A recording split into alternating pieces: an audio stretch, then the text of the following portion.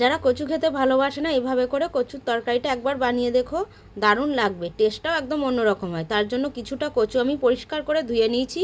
এবার এটা একটা সিটি দিয়ে আমি সিদ্ধ করে নেব। কচুটা ঠান্ডা হয়ে গেলে একটু ছাড়িয়ে পরিষ্কার করে নেব।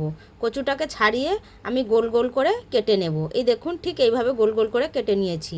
এবার এদিকে আমি একটা মশলা তৈরি করে নেব। দেব বেশ কিছুটা টমেটো, একটু আদা রসুন, কাঁচা লঙ্কা, একটু শুকনো লঙ্কা, জিরে, ধনে আর একটা বড় এলাচ। মশলাটা পেস্ট করে নেব। এবার এদিকে তেল দিয়ে কড়াইয়ে কচুটা একটু ভেজে নেব।